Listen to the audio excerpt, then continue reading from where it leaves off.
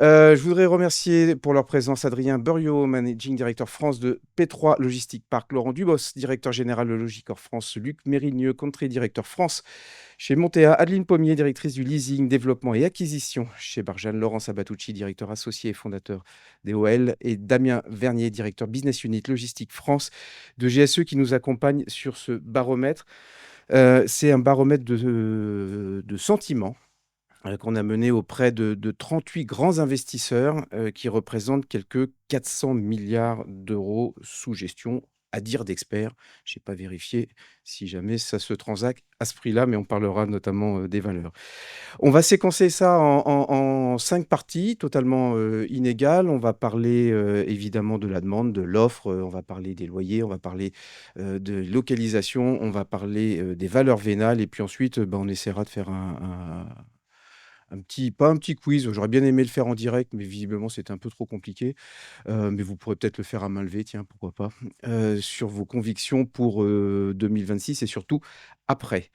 Je vous propose de démarrer sans plus attendre sur la demande. La question était simple. Pensez-vous que la demande exprimée d'entrepôts logistiques va augmenter, baisser ou se stabiliser? Et en fait, on a une grande majorité, 57% de nos investisseurs sondés, qui pensent que la demande exprimée va augmenter en 2026. Ils étaient 53% en 2025, 32% en 2024. Donc on voit bien peut-être ce regain d'optimistes. Il y en a quand même 19% qui sont tout petit peu dubitatifs et qui pensent qu'elle va baisser cette année. Est-ce que cette demande exprimée va se placer? Là est la question. Donc il y a toujours un petit peu de déperdition en ligne, puisque vous n'êtes plus que 51% à anticiper une augmentation de la demande placée cette année. Vous étiez 47 en 2027 et en 2025 et 25% en 2024. Il y en a 21% qui jouent la baisse et 27% la stabilité. Ma première question pour le panel, elle va être simple. Le baromètre montre quand même une majorité d'investisseurs qui s'attendent à une progression modérée. Vous avez vu quand même légèrement augmenter, une progression modérée de la demande exprimée. Est-ce que vous, dans vos pipelines commerciaux, vous observez très concrètement un redémarrage de l'activité utilisateur? Et puis, est-ce qu'on va passer d'un marché de l'intention à un peu plus de signatures et grosso modo de demandes placées? Qui veut se jeter en premier? Allez, Laurent? Oui, je veux bien. Bonjour à tous. Oui, non, donner quelques chiffres un peu macro. Bon, déjà, la croissance est tellement faible, c'est assez miraculeux d'avoir des résultats finalement modérément bons cette année, puisqu'on a 2,5 millions de mètres carrés placés en plus de 10 000 mètres carrés, ce qui est moins 10% par rapport à l'année dernière. Et comme en général, on a 10% de correction d'une année à l'autre, quand on remet à jour les statistiques l'année suivante, il y a des réaffectations, et souvent on se rend compte que 10%, c'est la marge d'erreur. Donc on peut se dire que le marché est relativement stable en demande placée, donc c'est pas si mal. Et il y a deux points très importants pour moi, c'est que le dernier trimestre, c'est un record qu'on n'a pas vu depuis 2 ans en termes de trimestre, en termes de nombre de transactions de plus de 10 000 mètres carrés sur un trimestre. Il faut remonter à 2023 pour retrouver ce chiffre. Donc en fait, on a un dernier trimestre qui est assez puissant et qui est plus puissant que tous les trimestres depuis 2 ans. Donc ça corrobore un peu ce que tu dis, un peu de redémarrage. L'autre point qui est intéressant, c'est que c'est sans doute une année un peu record pour les e-commerçants qui prennent en direct des surfaces. Ils ont contribué à plus de 16% du marché en direct. Je ne parle pas des opérations en plus opérées par les 3PL. Donc ça, c'est aussi un peu un record. Donc voilà, deux données qui me semblent positives. Si on fait un tour de table, Lynn. Oui, merci beaucoup, Gaël. Donc effectivement, concernant la demande exprimée et la demande placée, on pense qu'on aura peut-être moins qu'un redémarrage franc, plutôt une phase d'ajustement cette année, avec un contexte quand même international qui est assez compliqué, une croissance, comme le disait Laurent, qui est pas très élevée. Et tout ça fait que les utilisateurs ont besoin de temps aussi pour se décider. Donc on a des délais de réflexion, des temps de négo qui sont très longs, des projets qui vont pas forcément au bout, et c'est ce qui explique aussi la différence entre la demande exprimée et la demande placée. Damien, allez, on fait le tour comme ça, là, on fait en file indienne. Bonjour à tous. Alors moi, j'ai la vision constructeur dans un panel d'investisseurs et de commercialisateurs. Je vais vous donner quelques chiffres. Donc sur les deux années passées, on a pris en commande un peu plus d'1,1 million mètres carrés de bâtiments logistiques, on parle vraiment de logistique, à construire sur le marché français. Là, si on regarde le split entre 24 et 25, on avait à peu près 450 000 mètres carrés sur l'année 2024 et, je vous laisse faire le calcul, un peu plus de 700 000 mètres carrés sur l'année 2025. Donc vraiment une forte augmentation de notre activité en prise de commande. Là, en réalisation, on a je dirais les décalages dont on vient de parler, hein, qui font que l'inertie des projets, les procédures administratives, etc., font que la réalisation est plutôt lissée. En termes d'activité de réalisation, on fait à peu près le même nombre de mètres carrés sur les années 2025 et 2024. Je pense qu'il est intéressant d'avoir le prisme de qui prend les bâtiments. Quand un bâtiment est lancé et que vraiment il y a l'acte de construire qui est engagé, 68% de ces bâtiments ont un utilisateur. Et donc l'inverse, 32% sont lancés en blanc. On voit que le split entre 24 et 25 est resté à peu près le même. Hein, on est dans un ordre d'idée de 68 à 32%. Ensuite, si on regarde le split investisseurs et utilisateurs en direct, ce split là par contre a un petit peu évolué puisqu'on était sur une part de 60% utilisateurs qui lançaient des projets, qui est passé à 75% en 2025. Donc clairement, une part belle donnée aux utilisateurs en direct. Et là, on retrouve justement ce qui aujourd'hui drive le marché, qui est la demande des utilisateurs, hein, pour nos amis investisseurs. Alors, nos amis investisseurs, justement, comment ils perçoivent un peu ce marché de demande exprimée, demande placée? Est-ce que ça frémit, ça redémarre un peu? Ouais, je suis en ligne avec ça. Je ne vais pas redonner de chiffres parce que je vais être beaucoup moins précis. Les années 2024 et 2025 ont été très défensives sur nos patrimoines. En tout cas, chez Logicor, on s'est beaucoup concentré sur la rétention des locataires. Donc c'est une activité qui est intense, mais qui à la fin ne fait pas de nouveaux business. On n'avait pas beaucoup d'entrées de nouveaux locataires. C'était assez endogène comme terrain de jeu. Et depuis, effectivement, dans la dynamique du dernier trimestre, on a beaucoup plus de discussions que là en ce moment qu'on en a eu au cours de tout 2025. Donc c'est très positif. On a l'impression qu'il y a une sorte de phénomène de capitulation inversée où les dirigeants n'en peuvent plus, et les groupes, de repousser leur projet. Et à un moment donné, ils doivent y aller parce qu'il y a une concurrence autour d'eux et il doit se passer quelque chose. Donc ça, c'est sur le sentiment de marché. Et le deuxième point, sur nos développements, nous, on lance nos projets en blanc. Et en 2025, on a commercialisé sur des projets qu'on avait livrés en 2024, où c'était plus long que prévu, c'était une moins bonne dynamique. Et aujourd'hui, on est déjà en train de commercialiser des projets qui ne sont pas encore livrés. Donc c'est vraiment une inversion de tendance qui est marquée. Elle est la même chez Montea et chez P3 Logistic Park? Oui, elle est la même. On partage l'optimisme pour l'année 2026. À ce titre, le 4e trimestre a vraiment été clé, puisqu'on a l'impression que les acteurs ont acté que l'incertitude était devenue une certitude et que ça ne justifiait plus de repousser les décisions. Et on a constaté de la même façon beaucoup plus de discussions à la fois sur notre patrimoine existant pour des renouvellements ou des relocations, mais également sur notre pipeline de développement. Donc on sent vraiment que le 4e trimestre a été un moment charnière dans l'évolution de la demande locative en France. Adrien, il y a quand même un effet un peu rattrapage, j'ai l'impression, à vous écouter. Là, il ne s'est rien passé ou il ne s'est pas passé grand-chose pendant 18 mois. Et là, au bout d'un moment, on est obligé d'y aller. Oui, non, je souscris tout ce qui a été dit. C'est pas facile de parler en dernier en étant original, mais on voit dans les taux de vacances, c'est un chiffre qui n'a pas été donné. En fait, on a eu une explosion des taux de vacances jusqu'à il y a un an. Et en fait, il y a un infléchissement, une stabilisation en 2025. je pense que c'est un début de plateau. Le 4e trimestre, effectivement, a été très, très dynamique. On a la conviction chez P3, effectivement, qu'il y a un redémarrage, qu'il y a un goulot d'étranglement, c'est-à-dire qu'on ne peut plus repousser éternellement les projets qu'on a mis en pause. À un moment, il faut faire quelque chose.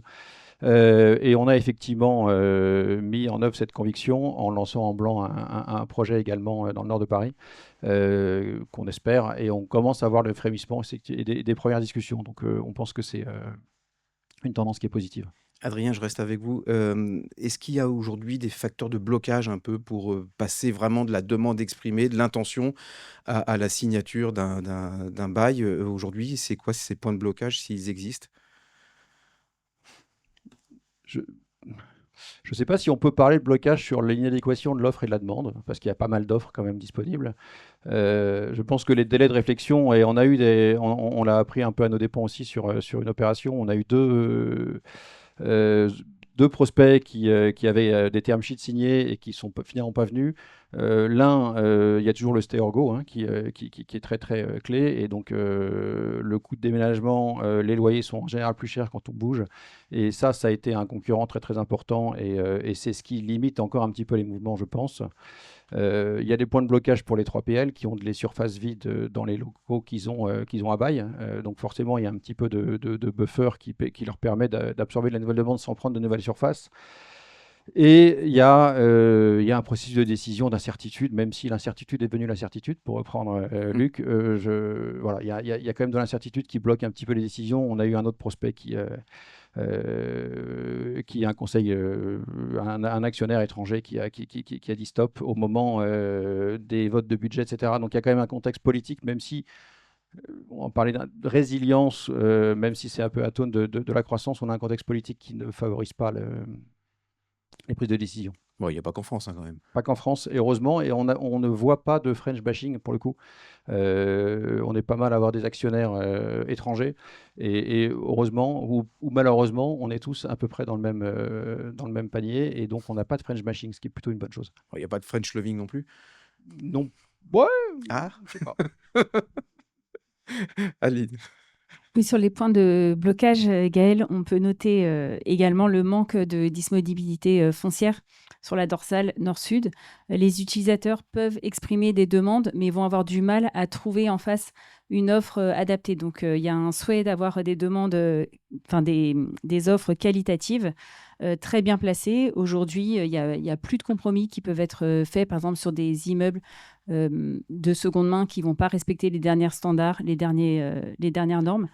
Donc, ce manque d'offres foncières, particulièrement sur la dorsale, empêche d'offrir des beaux bâtiments à nos clients utilisateurs. Un dernier mot sur les transactions, peut-être, Laurent. Sur les dernières transactions, aujourd'hui, c'est quoi la surface moyenne? On a tendance à optimiser, rétrécir, s'agrandir au contraire. Et sur les délais de closing, j'entends qu'on signe des term sheets et on revient un peu sur Nous, on va très très vite. donnée. On va très très vite. Non, en fait, c'est les petites surfaces. Enfin, le 10-20 000, c'est 56% des transactions, du nombre de transactions de plus de 10 000 m².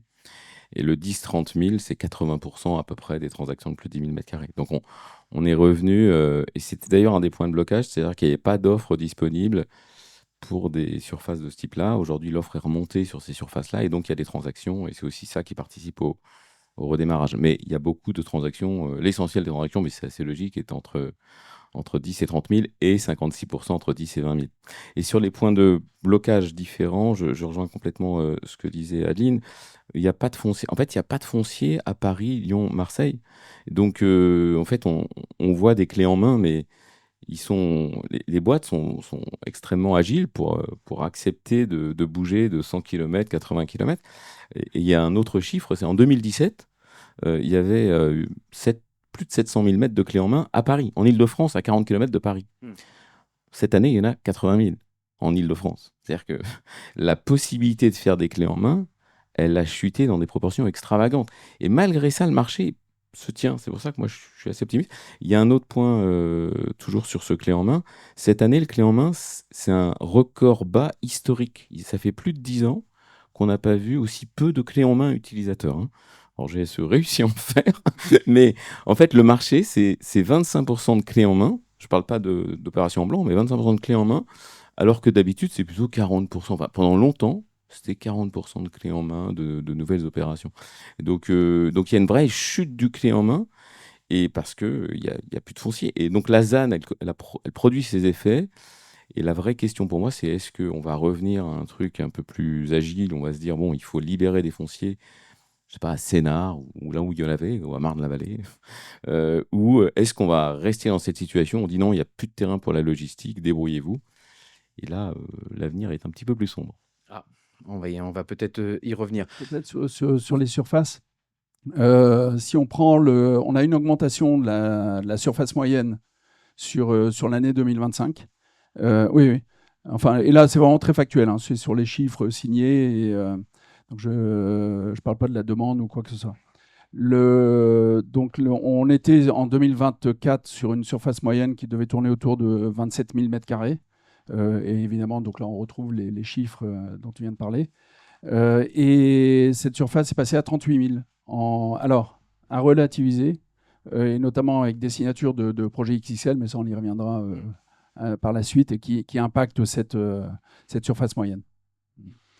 On va un tout petit peu avancer et regarder la localisation, puisque savoir où est-ce que les entreprises veulent se poser.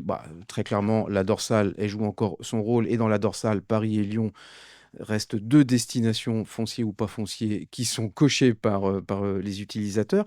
Mais on voit aussi quand même du hors dorsal, et on va peut-être mettre la focale sur le hors dorsal. Près de 38% des investisseurs estiment que la demande des utilisateurs va se concentrer aussi sur le hors dorsal. C'était 51% en 2025 et en 2024. Et quand on va un tout petit peu plus loin, on regarde en dehors de la dorsale les territoires les plus attractifs arc atlantique. Alors le breton que je suis est très content, même si c'est très large, l'arc atlantique. 75% des investisseurs croient dans cette destination. Ils étaient 83% en 2025. Et puis on note aussi un intérêt pour l'Occitanie à 24%, un petit peu moins pour le Grand Est et pour les autres. Ma question elle est assez simple, sur comment ça se traduit aujourd'hui dans vos stratégies d'investissement. Est-ce que vous jouez dorsale, ou est-ce que vous allez un tout petit peu dans ce qu'on appelait des territoires exotiques fut un temps, et qui aujourd'hui ont l'air d'être de vrais bassins de consommation? Luc? Exotique, c'est vite dit. Si on sort des chiffres, on constate notamment que l'arc atlantique est sous-desservi en termes de mètres carrés logistiques par habitant. Donc il y a un vrai besoin. Et la problématique de la difficulté à l'accès du foncier, elle existe aussi bien sur l'arc atlantique qu'elle existe sur Paris et sur Lyon. Donc on est sur des marchés où il y a à la fois un manque de mètres carrés logistiques pour desservir la population, donc on part de plus loin que les zones de Paris et de Lyon, mais également avec une grosse difficulté d'accès au foncier. Nous, chez Montea, on a un pipeline de développement de 500 000 m² qui devrait être autorisé en 2026. On en a une partie qui est sur l'arc atlantique et toute une partie qui est en dehors de l'arc dorsal. Donc on a des fortes convictions sur ces marchés qui ont une demande qui est à la fois endogènes pour desservir la population, mais qui sont aussi, pour ce qui est de l'arc atlantique, des zones sur lesquelles il y a une forte activité industrielle qui permettent de générer des besoins logistiques. Donc évidemment, la dorsale est plutôt Paris, Lyon et Marseille que Lille, qui est à mon sens un marché un peu plus complexe que Paris et Lyon. Mais on pense qu'il y a des besoins auxquels il faut répondre sur toute la France, et notamment sur l'arc atlantique. Adrien et Laurent, vous jouez dorsale, hors dorsale. C'est quoi votre stratégie d'investissement? C'est plus défensif d'être sur la dorsale que d'être dans d'autres territoires? Le patrimoine des P3 est historiquement sur la dorsale à 100%. C'est plus facile à vendre à un comité, déjà, étranger. Donc il y a quand même ça a joué beaucoup. Je pense qu'on s'est un petit peu ouvert au hors dorsal. On a redéfini des zones de sous-marché qui nous semblent attractives. Et effectivement, sans surprise, on a l'arc atlantique qui est en tête et l'Occitanie. On est un petit peu moins sur le Grand Est. Je pense qu'il y a eu un différentiel de taux sur le taux prime dorsal hors dorsal qui n'était pas assez important jusqu'à récemment. On commence à avoir des transactions sur des immeubles neufs ou très récents qui approchent des 6%, et on commence à avoir un différentiel qui fait sens. De plus en plus, ce sont des marchés qui sont très erratiques. On se rend compte que dans certains sous-marchés, on a des vacances qui passent de 0% à 5% ou à 9% en un an. Donc le stock est quand même pas très important. C'est toujours le problème de la poule et l'œuf. Est-ce que c'est l'offre qui va attirer la demande ou est-ce qu'il n'y a pas assez d'offres et donc il n'y a pas de demande? Donc oui, on s'ouvre, on regarde l'arc atlantique et on attend que les valeurs s'ajustent un petit peu pour trouver un point d'entrée. Laurent et Aline après. Ou Aline et Laurent, Alors- c'est comme vous voulez. Effectivement, l'arc atlantique, nous, on y croit beaucoup chez Barjane.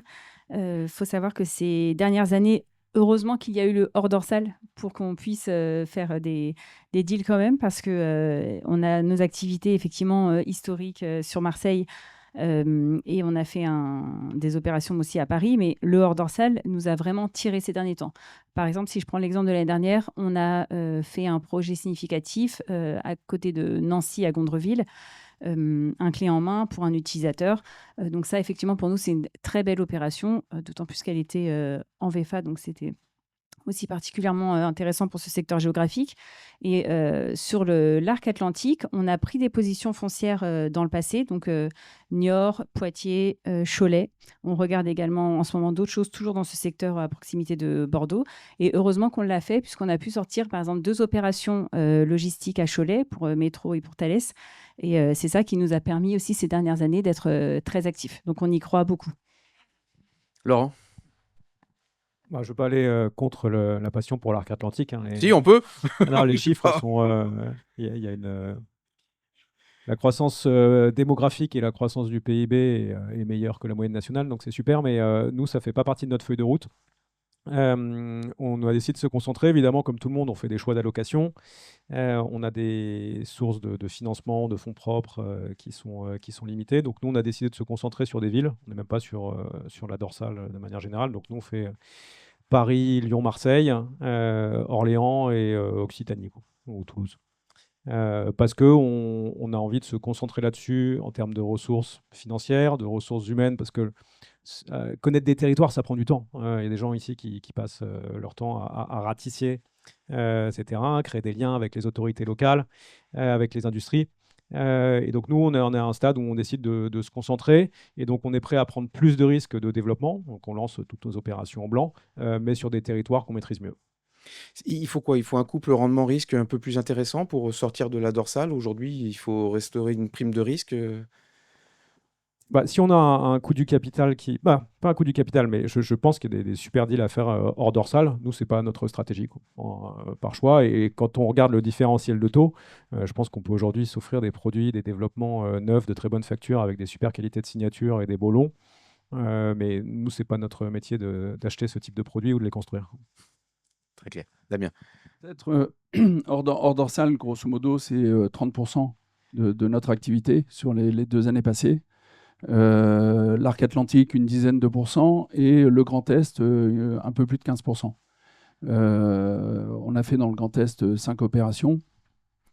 Après, on reste sur le classique, hein, avec le Nord, enfin les Hauts-de-France, qui apparaît comme la première région dans notre activité, avec j'irais 0 mètre carré pris en commande en 2024.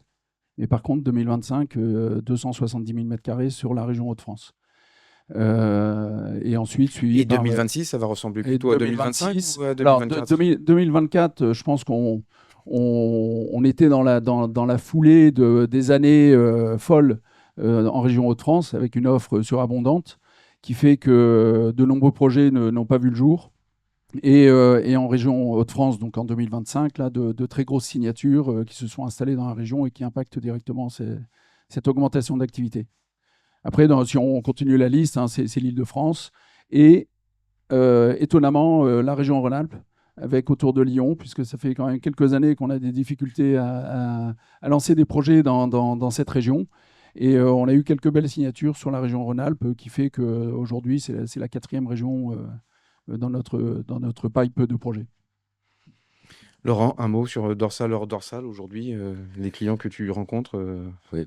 Alors, la première région, ça reste les Hauts-de-France en volume, hein, de toute façon, et depuis. C'est Hauts-de-France, Île-de-France, Centre-Val de Loire. Alors, je ne sais pas si le Centre-Val de Loire est dans la dorsale, moi je ne sais jamais ça. Je ne sais pas qui a défini la dorsale. Est-ce qu'il y a un académicien qui a dit la dorsale, c'est ça? Donc, le Centre-Val de Loire, c'est quand même toujours sur le podium. Donc pour moi, c'est la dorsale, parce qu'aujourd'hui, c'est l'Île-de-France finalement, Orléans. Donc, bon. Mais en tout cas, c'est sûr que ces régions-là fonctionnent très bien. Enfin, Centre-Val de Loire fonctionne très bien. Et puis, en fait, c'est difficile, c'est ce que dit Adrien, c'est que c'est des secteurs où il n'y a pas d'offres. En Occitanie, il n'y a pratiquement rien. À Bordeaux, il n'y a rien. Il y a zéro. Il y a rien.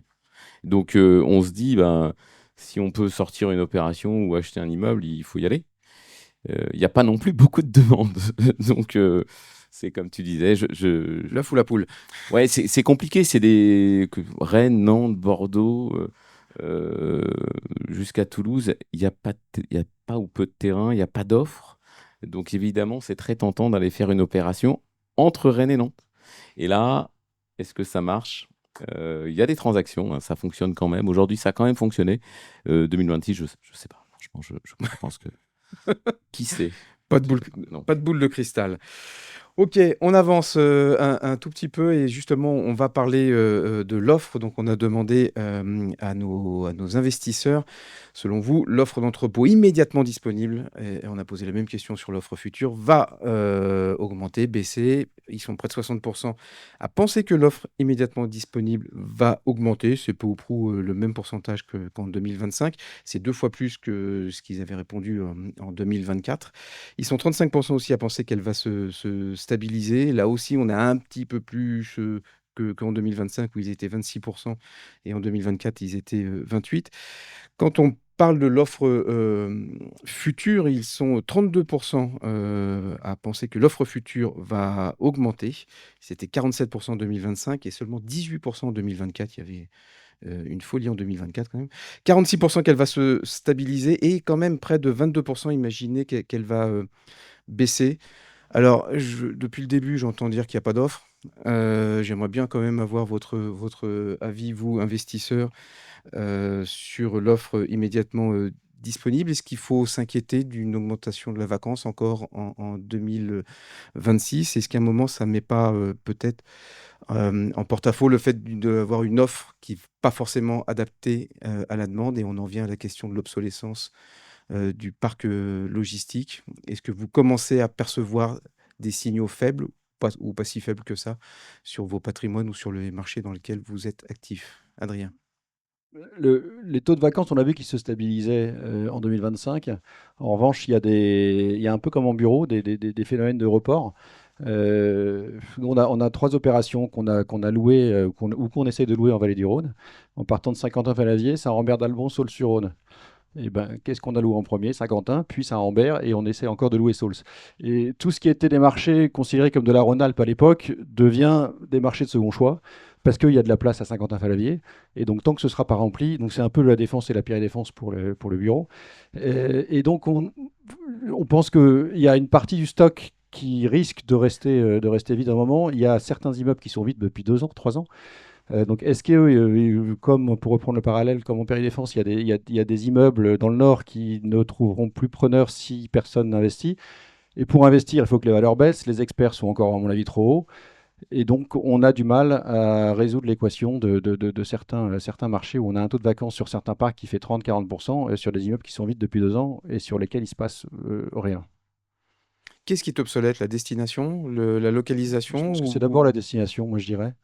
C'est d'abord la destination et après c'est le peu de marge de manœuvre pour les investisseurs ou pour les développeurs pour repositionner des immeubles parce que ça ne fonctionne pas. Et quand on a des loyers qui sont à 48, 50 euros et que ce sont des localisations qui justifient un taux plutôt proche de 6 que de 5, on ne peut pas faire grand-chose Et avec des valeurs d'expertise qui sont encore trop hautes. est-ce qu'on arrive à chiffrer ce parc potentiellement obsolète? Je sais que dans le bureau, il y a plein de chiffres qui circulent. Je ne suis pas persuadé qu'ils soient tous hyper exacts. Mais est-ce qu'on arrive à le mesurer? Et par rapport à cette obsolescence du parc, c'est quoi les stratégies? On transforme, on laisse... Après, je vais laisser Laurent répondre, mais parce qu'il a plus d'historique que moi en plus sur le marché locatif logistique. Mais j'ai l'impression que c'est des vagues en fait, hein, c'est tout ou rien. C'est-à-dire que quand ça repart, ça repart d'un coup et on assèche l'offre très très vite. Et quand ça s'arrête net. et on peut rien faire. Il n'y a pas d'électricité, loyer, il n'y a rien du tout, et on peut faire tout ce qu'on veut, gesticuler, mais en fait, il ne va pas se passer grand-chose de plus. Et donc, et on voit dans certains sous-marchés, je sais pas, la Plaine de l'Ain, Arthur Lloyd, ceux qui y étaient il y a 2 jours, disaient que c'était passé de 0% à 9% de taux de vacances en 1 an et demi.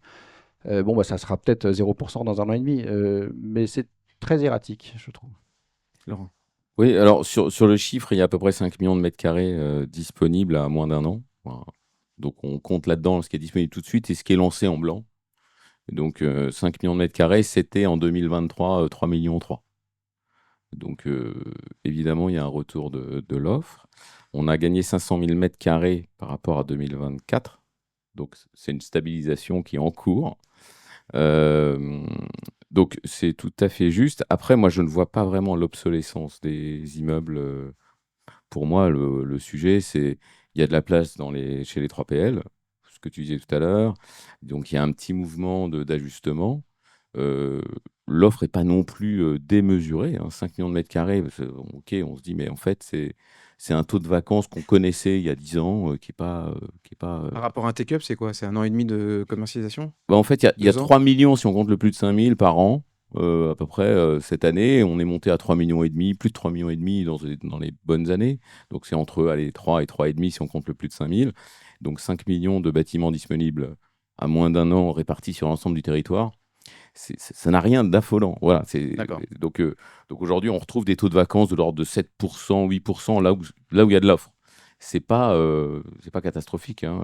Moi qui fais ça depuis longtemps, j'ai connu des périodes bien, bien différentes. Donc pour l'instant, je trouve le niveau de l'offre. D'ailleurs, on voit bien que les loyers, même s'il y a des mesures d'accompagnement différentes, mais les loyers sont pas énormément impactés. Et en tout cas, le retour de l'offre permet aussi de faire des opérations, permet à des gens de bouger.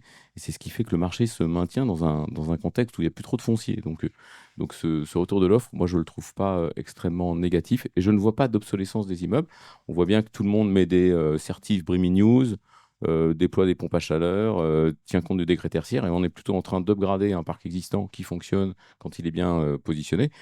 Ce qui n'empêche, effectivement, s'il y a de l'offre à Paris, les gens qui développent des opérations à Sens ou dans le centre Val-de-Loire vont avoir un peu plus de mal à les commercialiser. C'est vrai. Donc c'est difficile de faire la prospective, mais le niveau de l'offre n'est pas catastrophique. Et on voit même que dans les Hauts-de-France, on dit toujours les Hauts-de-France, c'est compliqué, c'est compliqué. Ça reste la première région en termes de take-up. Sur l'obsolescence, on a quelques cas pratiques, soit dans notre patrimoine, soit en tant qu'investisseur quand on achète des immeubles. Mais un exemple assez simple, c'est un immeuble qui est mal conçu, qui a des caractéristiques en dessous d'un classe A dans le Nord. Quand on doit réinvestir quelques millions d'euros dedans pour avoir un actif qui va être moins bien que tous ceux qui sont déjà existants sur le marché, on se pose la question. Et en fait, à un moment donné, là aussi, il y a une capitulation en tant qu'investisseur et on se dit, OK, en fait, ce n'est pas un immeuble, c'est une charge foncière. Donc on peut avoir des immeubles des années 70, 80, où jusqu'en 2020, post-Covid, en fait, tout se louait.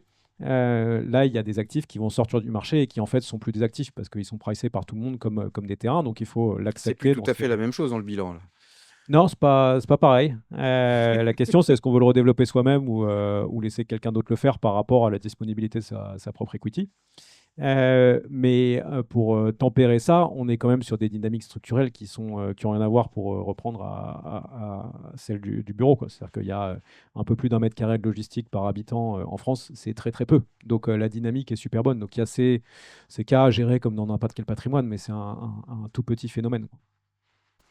Nous, Luc et Adeline, après. Nous, ce qu'on constate, c'est que quand le bâtiment est bien placé, l'obsolescence devient un problème moins important. Une fois qu'on a mis une pompe à chaleur, une fois qu'on est passé en LED, une fois qu'on a refait l'étanchéité, on est sur des bâtiments qui répondent aux besoins de la grande majorité des locataires.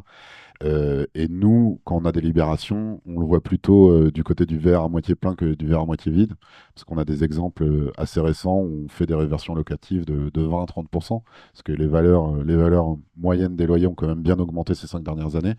Et donc nous, on a tendance à le voir, pour le moment, d'un point de vue positif pour notre patrimoine. Adeline? Alors, deux sujets sur lesquels je voulais intervenir. Il y a le taux de vacances, effectivement, le taux de vacances national qui s'établit autour des 6%. Mais je voulais quand même souligner les très fortes disparités qu'on retrouve dans les sous-marchés. C'est-à-dire que, par exemple, si on regarde la région Île-de-France, on va avoir de la vacance au nord, au sud, mais beaucoup moins à l'est et à l'ouest. avec très peu d'offres qui sont disponibles. Si on regarde la région marseillaise, on va avoir des offres disponibles et aussi de la vacance à l'ouest de Marseille. En revanche, un utilisateur qui va chercher un site à l'est de Marseille, malheureusement, il n'en trouvera pas. Jusqu'à la frontière italienne, en fait, il n'y a rien. À Nice, par exemple, sur ce secteur-là. Donc, la vacance, elle est vraiment à analyser dans des sous-marchés, même sur les Hauts-de-France, le bassin minier a un taux de vacances, par exemple, qui va être beaucoup plus important que sur le littoral. Donc, voilà, c'est vraiment analysé de manière un peu plus précise. Et après, je voulais également parler de l'offre. Donc, effectivement, l'obsolescence, elle est liée. Le fait qu'un immeuble soit quand même loué, bien qu'il puisse être qualifié d'obsolète, s'il est très bien placé, ça, je conçois effectivement. On reste dans l'immobilier, donc l'emplacement prévaut. En revanche, on voit des utilisateurs qui ont des demandes d'immeubles assez particuliers et qui souhaitent du coup se faire construire des immeubles. Donc, l'offre de développement, il est très important qu'elle soit quand même présente. Aujourd'hui, elle est majoritairement hors dorsale. Mais nous, les demandes qu'on voit venir, c'est des bâtiments, par exemple, frigorifiques. On a également des demandes d'anthropologistique, mais qui viennent d'industriels, dans certaines filières, parce que l'industrie, ça peut vouloir dire beaucoup de choses. Filière aéronautique, filière défense. Et ces gens-là vont prendre le temps de la réflexion et vont vouloir se créer leur site sécurisé et parfaitement adapté à leurs activités.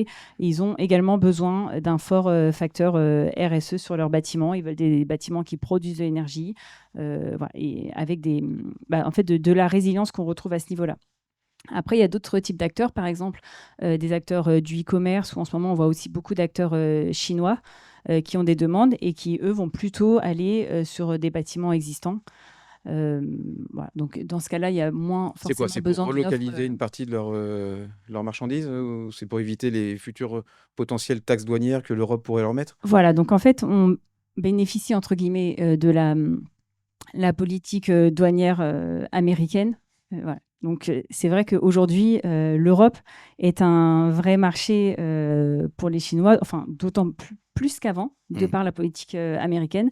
Et donc, les acteurs chinois se rendent compte qu'ils ont besoin d'avoir des stocks sur place pour baisser les livraisons. Et en fait, on est les clients de demain, donc on est les consommateurs de la Chine. Et ces gens-là vont prendre des surfaces existantes. Donc vous dites merci à Trump, c'est ça, si je comprends bien, si je résume. Je ne fais pas de politique. Moi, je fais un peu de provoque. Damien. Peut-être juste le prisme des chantiers lancés. L'activité rénovation était inexistante chez nous il y a quelques années.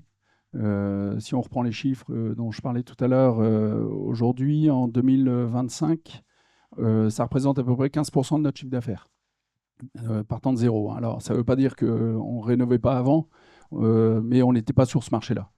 On a une arrivée massive là, de tous les bâtiments qui ont été lancés sur la fin des années 90 et début des années 2000, et pour lesquels on revient toujours sur les mêmes questions de performance de ces bâtiments, à la fois performance énergétique, sur tout ce qui est mise en conformité réglementaire avec les décrets, et puis tout ce qui est changement d'usage. Et là, on voit vraiment le parc de la fin des années 90 qui arrive et pour lequel il y a une forte demande de la part de nos clients. Juste, moi j'ai une question. Mais depuis l'arrêté 2002, hein, donc c'est 25 ans pratiquement, parce que l'obsolescence avant 2002, mais bâtiment 2002, le décret 2002, finalement, il a mis un standard qui n'est pas celui d'aujourd'hui, mais qui est un standard de bâtiment qui fonctionne. Et ces bâtiments-là peuvent être upgradés sans que ce soit une restructuration très très lourde. Donc, est-ce que toi, ce dont tu parles, là, c'est des bâtiments avant 2002 ou c'est des restructurations pour des besoins d'usage? Je pense à Amazon, restructuration globale. On est assez loin du sujet de remettre à niveau un immeuble, c'est ça que je veux dire. Parce que pour moi, 2002, c'est avant et après, quoi. Oui, tu as raison. Bon, en effet, hein, il y a quand même, ça représente une partie de notre activité. Donc, faire de la rénovation de bâtiments neufs, c'est sympa. Et ça reste entre nous. Ah bah, c'est pas moi qui facture après, hein, donc il y a pas de souci. Il y a clairement le changement d'usage et drive vraiment la demande. Alors après, je prenais la précaution de dire qu'il fallait relativiser ces chiffres, et notamment parce qu'on n'était pas dans cette activité précédemment. Et aujourd'hui, clairement, la granulométrie des projets sur lesquels on va, et notamment projets de rénovation, est bien moins importante que les projets sur lesquels on est focalisé, puisqu'en général, mon activité parle plutôt de bâtiments commençant autour de 6 millions d'euros, 6 millions et plus. Et donc, quand on commence à avoir une rénovation de plus de 6 millions d'euros, on commence à parler de très lourd. Et aujourd'hui, on est sur un accompagnement de nos clients sur des montants beaucoup plus faibles que ces 6 millions d'euros. J'avance un tout petit peu pour qu'on puisse parler des loyers. Et on a posé la question à nos investisseurs. Selon vous, en 2026, les loyers faciaux vont-ils augmenter, se stabiliser ou baisser? 65% anticipent une stabilisation des loyers en 2026. Ils étaient 51% en 2025, seulement 20% en 2024. 27% s'attendent à une augmentation des loyers contre 40% l'année dernière, et 8% craignent une baisse. On va un tout petit peu avancer sur aussi la question des renégociations de loyers, puisque j'ai cru comprendre qu'il y avait quand même tout un petit jeu de stéargot.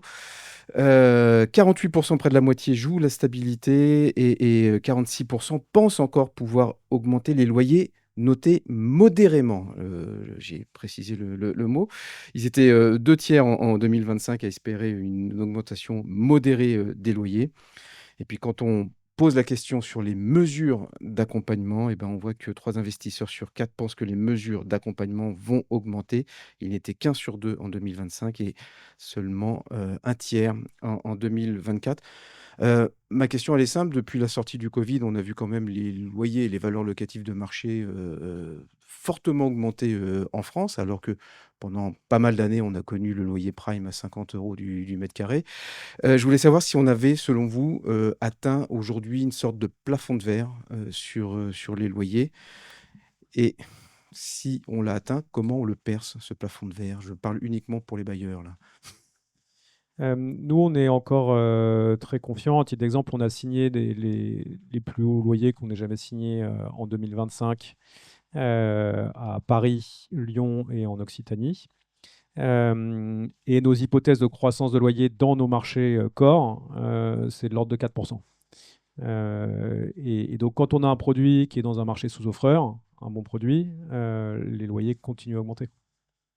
Donc, on est très confiant. Adrien. Laurent, il a des choses à vendre, donc il est forcément optimiste. Et moi, je dois acheter, et donc je suis un peu plus pessimiste. On remarque une stabilisation quand même, hein. Et en fait, on parle que des loyers faciaux pour l'instant, parce que les mesures d'accompagnement, pour le coup, je pense que tout le monde peut s'accorder pour dire qu'elles augmentent. En euros réels, c'est compliqué, parce que quand on achète un portefeuille à Laurent il y a 2 ans, 3 ans, les loyers faciaux qu'on avait mis dans notre underwriting n'ont pas été inflatés en fait, hein. Donc quand on pensait louer à 65 à Saint-Quentin, on loue toujours à 65 2 ans après, alors que nos modèles inflataient un petit peu le. Donc on est sur une stabilisation peut-être même légère. Nous, on loue pas à 65 à Saint-Quentin. Ben oui, mais tu m'as pas vendu le bon immeuble peut-être, mais. Vous réglerez vos comptes juste après, hein. Il y a un petit café. Non, mais donc globalement, on a le pouvoir de négociation a changé de camp. C'est-à-dire qu'en fait, c'est un marché quand même plutôt locataire que bailleur aujourd'hui, sauf certaines transactions qui sont effectivement à Éragny ou à Saint-Quentin ou autres, qui ont battu les records. Donc il n'y a pas de plafond de verre à mon avis, parce que c'est une tendance de fond.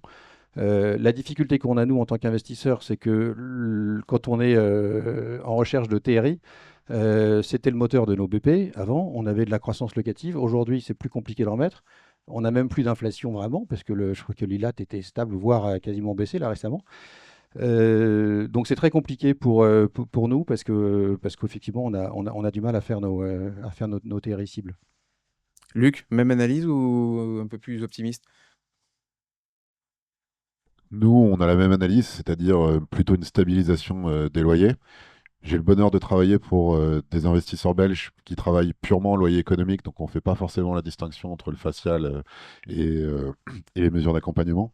Ce qu'on voit aussi tout de même, c'est que si les loyers se stabilisent, également dans les marchés prime, il y a des marchés sur lesquels on n'avait pas vu des transactions avec des loyers importants, sur lesquels on commence à les constater, simplement parce qu'il n'y avait pas d'offres. Donc nous, on est assez bullish. Voilà, je vais revenir sur l'arc atlantique, puisque on pense que c'est un marché sur lequel il y aura des transactions avec des loyers assez importants qu'on n'avait pas vu précédemment, tout simplement parce qu'il n'y avait pas d'offres de produits prime à louer dans ces zones-là. Adeline. Oui, sur les niveaux de loyer, nous, chez Barjane, on a constaté que finalement, l'ILAT faisait quand même assez bien son travail. Par exemple, je pense à un site qu'on a loué dans le nord de l'Île-de-France en plein Covid, à un loyer qui était autour des 54 €. Aujourd'hui, avec l'indexation de l'ILAT, on arrive à un loyer par mètre carré autour des 64-65 € et on se rend compte que finalement, c'est quand même le loyer de marché sur le nord de l'Île-de-France. Donc, l'ILAT, il a été plutôt flat là pour la dernière indexation et on pense que ça va rester dans cette tendance assez flat. Peut-être que ça va suivre la croissance, 1 ou 2% d'augmentation des loyers maximum. C'est pas possible. On peut pas faire ce métier en pensant que la croissance des ERV va suivre l'ILAT. Bon, en tout cas, nous, on fait pas ça. Et à telle enseigne que je reviens sur les mesures d'accompagnement. Elles sont souvent en proportion des durées fermes. Nous, on va pas chercher des durées fermes trop longues. Tiens, on se reparle dans 3 ans. Et puis là, on verra si tu veux partir ou pas. De temps en temps, on gagne, de temps en temps, on perd. Mais on a la conviction que dans ces marchés, ce sous-offreur qui nous intéresse, la croissance des loyers sera matériellement supérieure à l'ILAT. Sinon, on ferait pas ça, en tout cas. Effectivement, si je peux répondre. Bien sûr, ça s'appelle un débat. Non, effectivement, dans les marchés sous-offreurs, oui. Il y a des marchés sous-offreurs où là, le bailleur, le développeur va pouvoir faire un peu plus ce qu'il souhaite, ce qu'il entend au niveau des loyers. Mais je reviens sur des marchés comme par exemple le nord d'Île-de-France où il y a quand même pas mal de vacances en ce moment. Il y a des sites qui sont proposés à la location autour des 90 €, mais on constate des loyers transactés moyens quand même à des loyers beaucoup plus bas. Et pour les non-belges, comment on doit interpréter les mesures d'accompagnement aujourd'hui sur le marché? Est-ce que c'est vraiment, comme disait Adrien, l'utilisateur qui reprend le pouvoir ou c'est le bailleur qui veut sécuriser un bail long terme parce qu'il ne travaille pas chez Logicor? Nous, sur les mesures d'accompagnement et même sur la flexibilité de manière générale, en fait, on essaie d'attirer nos locataires. On a signé un bail précaire avec une société dans le transport à Saint-Rambert-d'Albon pour 4 mois. En d'autres temps, on ne l'aurait pas fait. On a réussi à convertir le bail précaire en bail commercial pour un 6 ans ferme à compter du 1er janvier. Donc ça, c'est des choses qu'on essaie de faire un maximum. Quand on est long terme, on peut se permettre de le faire. Quand on est court terme, value add et qu'on veut vendre à un investisseur corps derrière, c'est plus compliqué. Moi, je souscris à ce que dit Laurent. On cherche absolument pas de durée, donc on fait les 3-6-9 aussi, parce que dans 95-18%, je ne sais pas s'il y a des statistiques, le locataire va rester au-delà de la 3e année. En revanche, on fait beaucoup de premières offres aujourd'hui avec 4 mois pour un 3 ans. Et ça, c'est devenu un point de départ, alors que c'était encore 3 ans, 3 mois pour un 3 ans il n'y a pas très longtemps. Laurent, un petit mot? Oui, je pense qu'il y a 2 sujets. Il y a un sujet très court terme avec une remontée de l'offre et forcément un ajustement. On voit bien qu'effectivement les loyers et puis l'ILAT, c'est vrai que c'est difficile d'expliquer à quelqu'un que l'ILAT est à 0, que la croissance est à 0 et que les loyers augmentent. Donc c'est pas évident. Je sais pas que Laurent y arrive, mais c'est pas toujours évident. Mais en revanche, si on se place un peu au moyen terme, il y a une croissance des loyers évidente. Les terrains ne font qu'augmenter où il n'y en a plus. Il n'y a pas de production. On disait les clés en main, ça a été divisé par 2. Donc, je veux dire, nous, on passe notre temps à dire aux gens, attention, hein, le problème, ça va être de trouver des immeubles. Donc moi, je suis très confiant sur un moyen terme, plutôt à 2-3 ans. C'est vrai que 2026, remontée de l'offre, élasticité prix. Mais à 2-3 ans, je suis convaincu qu'il va y avoir une augmentation des loyers. Très clair. On va voir si cette conviction, elle se traduit dans les valeurs. Alors, on a posé la question uniquement sur la valorisation d'un entrepôt prime de classe A, évidemment. Et 46% des sondés anticipent une augmentation de la valeur en 2026. Vous allez me dire qu'ils étaient 70% à anticiper une augmentation de la valeur en 2025. Est-ce qu'elle a eu lieu? Je ne sais pas si toutes les campagnes d'expertise sont passées ou sont publiées chez vous, vous nous direz. 35% jouent la carte de la stabilité et 19% craignent encore une baisse des valeurs. C'est 3 fois plus qu'en 2025. Votre sentiment, vous, sur la valorisation des actifs? On a eu le sentiment aussi que le marché d'investissement, et notamment sur les grands portefeuilles, avait été un petit peu bloqué parce que les vendeurs étaient un peu trop gourmands en 2025. Est-ce que vous tablez sur une augmentation raisonnée, raisonnable ou franche de la valeur de vos actifs? Moi, j'ai pas d'avis, j'ai un chiffre à donner. C'est qu'on est on vient de mettre un portefeuille en vente, un portefeuille Core Plus, donc pas des beaux long termes sur des immeubles neufs. On a 53 NDA signés. Donc, soit tout le monde s'ennuie, soit il y a de l'intérêt quand même. C'est factuel. Adrien, est-ce que vous avez signé ce Moi, je NDA? pense que pas mal de gens s'ennuient. Effectivement, je pense que tu as aussi essayé de vendre des choses l'année dernière que tu n'as pas réussi à vendre, et c'est pas que toi, c'est beaucoup d'autres gens. Non, mais et d'ailleurs, tu n'y es pas pour grand-chose. Non, mais il y a, je sais pas combien, il y a 3 milliards de deals qui ne sont pas faits l'année dernière. Donc, je pense que l'immeuble de 20 ans qui est correctement situé mais qui n'est pas parfait, il y a une décompression de taux et on vient de voir dans le slide d'avant, et je crois que c'est une division entre le loyer et le taux, la valeur, que les loyers allaient potentiellement se stabiliser ou légèrement baisser ou augmenter. Donc, d'ailleurs, enfin bref. Et aujourd'hui, les experts ont essayé de rattraper par l'indexation leur valeur, mais en réalité, le prime, c'est un marché à part, et c'est un tout petit marché, je pense, mais le tout venant dans des localisations moyennes, il doit y avoir une différenciation. Aujourd'hui, je pense qu'on a eu beaucoup de dossiers, tout était à 5,20, 5,30 pendant des années. Aujourd'hui, on commence à avoir des dossiers qui arrivent proches des 6, qui sont des bons immeubles, mais dans des marchés qui sont un petit peu moins porteurs. Donc, voilà, je pense qu'il n'y a pas une réponse, mais globalement, moi, je serais sur une part importante du marché plutôt négatif. Et je pense que ça ne se traduit pas dans les expertises, mais le reality check du marché est là pour nous le rappeler, à mon avis. C'est l'acheteur qui parle? Oui, c'est l'acheteur, et puis c'est aussi le propriétaire, parce qu'on le voit, les débats qu'on a avec nos experts. Luc? Il y a quand même eu un retour en 2025 des investisseurs core. Je crois que c'était 20% des volumes. Donc en théorie, ça devrait driver les valeurs, même si on a eu une décompression 4e trimestre. Et puis surtout, moi ce que je retiens ces dernières semaines, c'est les chiffres de l'inflation qui ont été très faibles dans toute la zone euro et quasiment à 0% en France. Si on parie sur une politique monétaire accommodante en 2026, ça devrait driver les prix, enfin augmenter les prix, en tout cas pour le corps. Qui partage cet avis? Adeline? L'année dernière, j'étais tout seul à penser que les taux allaient baisser à cause des élections américaines. Si j'aurais raison cette année. Non, mais ce qu'on peut dire effectivement, c'est que les segments d'investisseurs, en tout cas ceux qui sont les plus présents, les plus actifs, c'est plutôt les profils d'investisseurs Core Plus, beaucoup d'investisseurs étrangers anglo-saxons qui représentent une grosse part des investissements en France, et les investisseurs français qui sont autour des 20%. Donc après, les produits que recherchent les investisseurs, ça va être plutôt des actifs désormais de taille intermédiaire. Malgré qu'ils soient de taille intermédiaire, on demande à ce qu'ils soient divisibles par cellule. Donc, chaque cellule doit avoir ses bureaux. Et on voit bien que le souhait est vraiment de pouvoir louer très, très vite ces entrepôts, par exemple, quand ils sont lancés en blanc. Ou alors, bien sûr, les entrepôts loués long terme à des très beaux locataires, mais toujours de taille intermédiaire. Et les actifs XXL ont vraiment moins la cote.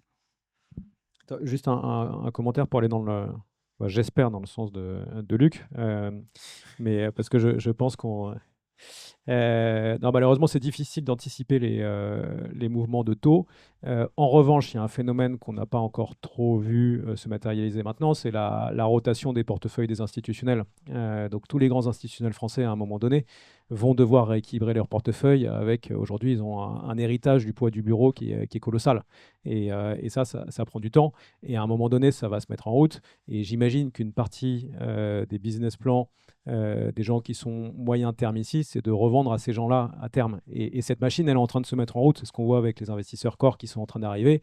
Donc au début, ils investissent dans des immeubles neufs avec des beaux long terme, mais à un moment donné, leurs immeubles en seconde couronne en Île-de-France, ils vont devoir se transformer en autre chose. Donc c'est quoi? C'est les institutionnels qui doivent un peu se désintoxiquer du bureau et puis Ouais, c'est un réallouer des mouvement actifs. qui va prendre quelques années, mais tendanciellement, ça va mettre de la pression sur les prix. Adrien. Quand on regarde la typologie des acheteurs et des vendeurs, enfin, les Français sont très très très peu présents. Honnêtement.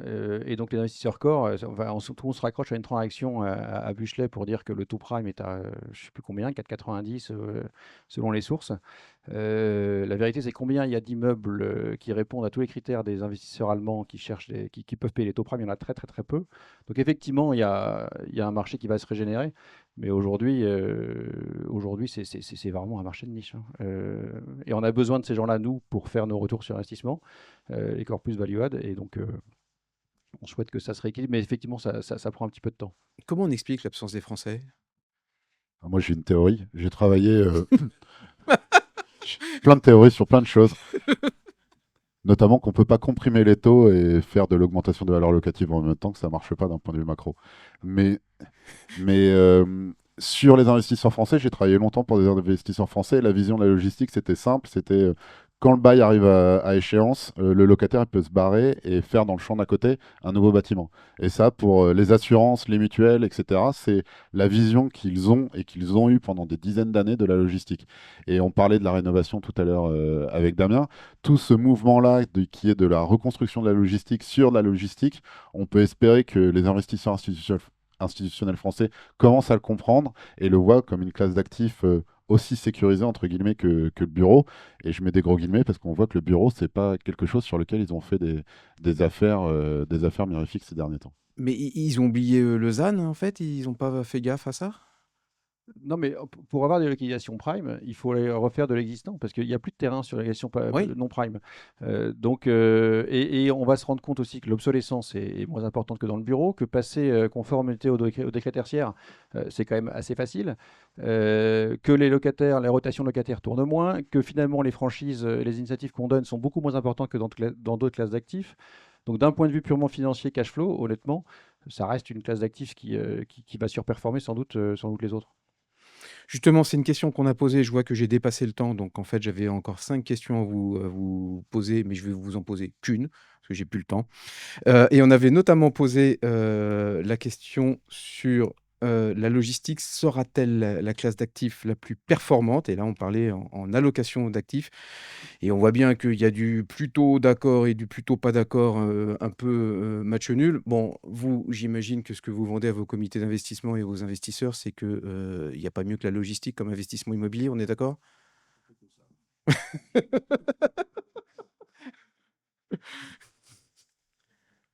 Luc, tu as une théorie dessus? Non? Les théories de Luc. Il y a une autre théorie de Luc qui est de dire que dans un contexte géopolitique complexe, les chaînes d'approvisionnement sont importantes, l'industrie de la défense c'est important. Donc quand bien même il y aurait des chocs à venir, on peut penser que la logistique est un domaine qui résisterait mieux que d'autres, en tout cas dans l'immobilier. Chez Barjane, effectivement, on croit beaucoup à la performance des actifs logistiques. Le taux prime, quand même, démontre que ça reste un actif dans lequel c'est très intéressant d'investir. Après, on va être quand même assez regardant sur le locataire. La durée ferme du bail, oui, mais tout dépend pour quel locataire. Et voilà, pour nous, ça reste le critère majeur, c'est-à-dire qu'on va voir dans quelle filière se situe notre locataire. Est-ce que c'est une filière porteuse? Est-ce que c'est une filière sur laquelle, par exemple, on va être très concurrencé à l'échelle internationale dans les années à venir? Donc, par exemple, les projets défense, aéronautique, on y croit beaucoup. Et là, on investit beaucoup. Mais voilà, on n'investit pas dans tous les secteurs d'activité. Laurent? Ouais, peut-être juste pour compléter, les industriels, c'est 30% des opérations en direct ou en indirect hein, avec les prestataires. Je pense qu'un des problèmes pour les investisseurs de la logistique, c'est que 50% à peu près des opérations sont des prestataires logistiques. Et dans ces 50%, les 2 tiers sont des ETI, des PME. Et donc, c'est pas toujours évident, hein, ce que tu disais, Adrien, tout à l'heure. Tu loues en précaire un transporteur qui se transforme en site en fer. C'est pas forcément l'histoire que vous avez racontée à vos comités. C'est plutôt l'histoire d'Adeline avec la Défense, Safran, 12 ans, machin. Donc, et la réalité de nos clients, c'est beaucoup de PME. Donc c'est ça qui rend l'histoire pas facile. Mais encore une fois, dans un marché de pénurie foncière, il va y avoir une augmentation des prix des actifs. Elle prendra un petit peu de temps, des ajustements, c'est évident. Et est-ce qu'on ne se facilite pas l'histoire si on essaye de dire qu'on peut transformer des entrepôts obsolètes en data center, qui est un peu le mot magique? Alors ça, c'est quoi? C'est une invention de journaliste ou de financier Damien, on peut transformer des entrepôts obsolètes en data center ou ça n'a rien à voir? On a développé une activité assez Donc vous y croyez, vous? assez importante sur cet aspect-là. Bon, vous avez entendu parler de notre acquisition récente dans ce domaine. Oui, les entrepôts peuvent faire l'objet de reconversion en data center, mais attention, quand on arrive sur un projet dans un bâtiment existant, c'est vrai que c'est sympa, on se dit c'est parfait, on va facilement pouvoir le transformer. Par contre, on est rapidement confronté à l'environnement local, avec donc les riverains, avec les problématiques d'inondations possibles qui ne sont pas traitées de la même manière de la part des utilisateurs de data centers. Et surtout des configurations de bâtiments qui, en tant que telles, s'adaptent bien sur l'utilisation de data centers.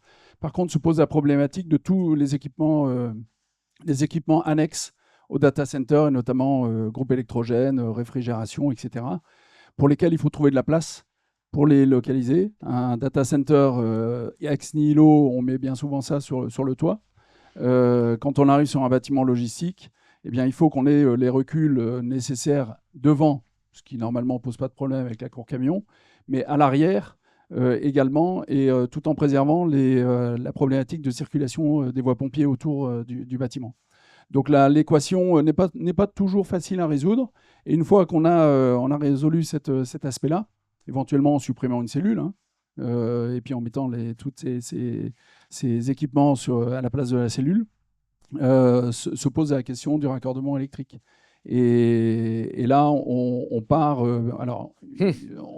en général sur quelques années de discussion et quelques millions d'euros à engager avant que le projet soit fonctionnel. Bon, donc c'est pas le Graal, le data center.